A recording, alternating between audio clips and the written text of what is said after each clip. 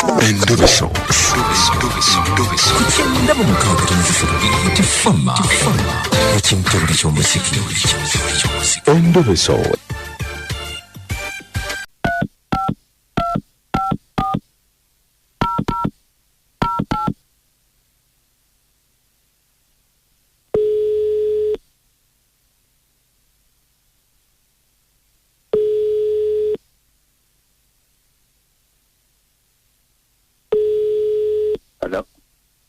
Hello Sebo.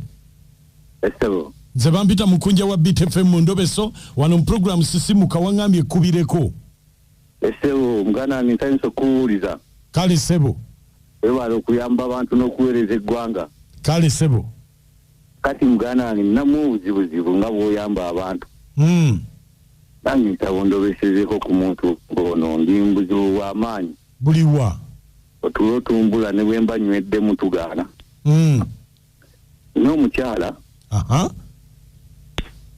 namufuna mu ngeri y'okuba nti musanze alina gwakyawaganye naye nemufuna ne muzaalamu abaana abo babiri n'apanga ku byokugenda ebweru saamukugira agenda n'anoonya ssente yaddaaki akadda mu bbanga ttonotono banga ki naye ndaba embeera eriwo kase tolinze waka wano alaga mutima guli eno tambula tasabye nimukweralikira kwamaanya nafunyeko n'olugambo nti alabika asisinkana ku Daani. Ate Daani yani? Daani ono gwe namubbako n'omuzaalamu n'abaana lwe luvuuvumo oluliwo n'embisi ziri awo akasi za mulembe. Eno essimu gye wampadde yani? Emu ya Daani, emu ya mukyala. Omukyala yeriwa? Semba wansi. Kati gweoyagala kumanya ki? Njagala kumanya basisinkana baddamu ne bakolagana. Yamba muganda dabo yamba abaana. Kale beerako ku simu tovaako. Kale.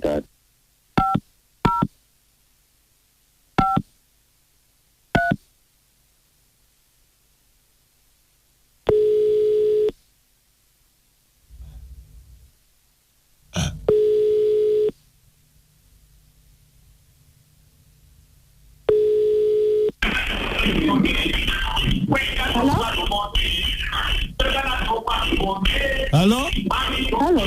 Hello? Hello? Hello? Jebale. Jebaleko. Nakuulira. Oli ludda wa?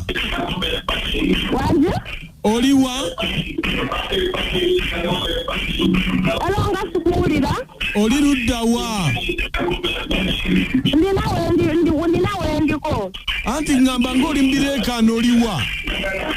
Ndinawe ndi awali ebireekaano obaani ono? Nze Daani. Ani? Daani.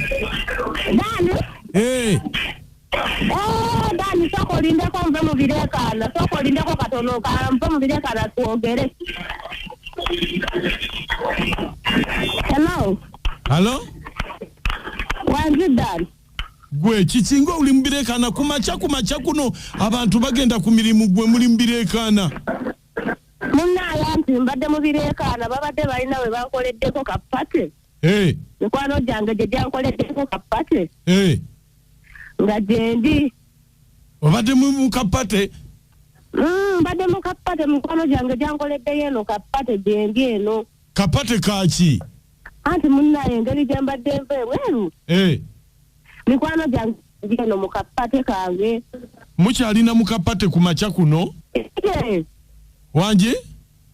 Mpulira iye tukyali mu kapate. Gwe kakati njagala kulabako. Naye olowooza sigenda kusala. Ojja kukola ki? Olowooza sigenda kusala. Kunsala otya? Bannaye olowooza butyankomawo ebweru omusajja tampeeza, omusajja tampuumuza. omusajja tampuuza tatanganya na kulabako mwe bulungi bwange busumatu waya bwange bwe neeterekera. Omusajja takuwummuza. Omusajja tampuuza kiro misana nti akyandika amaddu. Engeri gyendudde ebweru. Amanyi kyetugenda okukola. Gumu ngenda mumulimba. Nti ndi mu kibada. Kati bwe mala omulimba nze nzije nkulabe.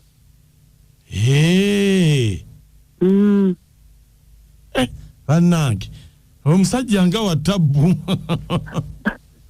Bannaye naye era tajja tulemesa bannaye, tajja tulemesa ekijja kijje nina omulimba osobola okukulaba. Kati mpa ku ssente nno.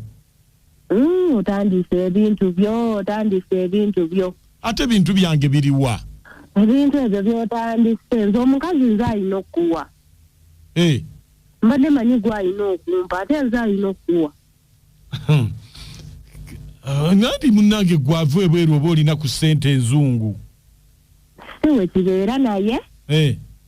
Kandaba oba nsobola okufunirayo kenaaba nsobodde. Kenaaba nsobodde kenja okuwa. Naye nga sijja kusuubiza kingi nnyo naye kenaaba nsobodde. Bannange kapate kabadde wa? Naye kapate kali eno naye. Bano abapate babano batandise okunnoonya, babano batandise okumpa. Leka nkuggyeko tujja kuddamu tuwogere nga nvodde ku kapate. Kale.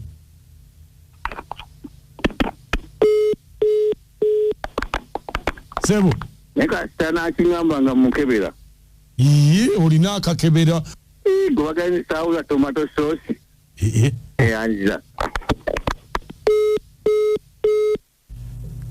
Onawulira.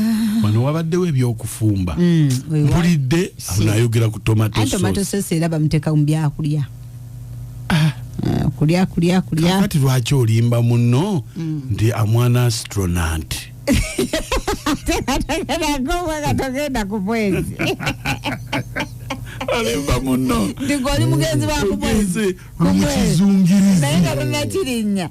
Ate kasito kiwulira ekyo gwamu amaanyi musajja opanguluka n'enteekateeka zonna n'oziyiwa. Kale. Mukama Katonda. Siriddayo kwagala guno gwe gusembye. Bambi alajja na mbuli ayina wasinga okunyumira buli gwe nfuna heartbreaker. Anti kakati yene ndobeso gye tubaddeko. Naye banna abantu batuse n'okugenda okufuuka bakyefu. Sisa tesuulidde munze mpulidde tomato sauce simanyi muwogo simanyi simanyi ate asikaali ogenda kuba mukebezi simanyi biki. Omendobeso mugiwulidde mwe mugyogerako ki? Mukazi ali mu ndongo kumaca ekuba eyo akyalinda busaasaane. Mwebale tuweereza ba mikwano ono Karo naye bannanga abakyala nga tuli ku level ya waggulu. Kaddanyuma oyo mubi kaddanyuma mubi omwami yenyweze. Oyo Dani bagenda namuwa ku ssente kulyako. Mukonja abantu b'emisanvu bakwagala nnyo no Karo. Kanyumanga biro biri naye akakati oyinza okukafiiramu.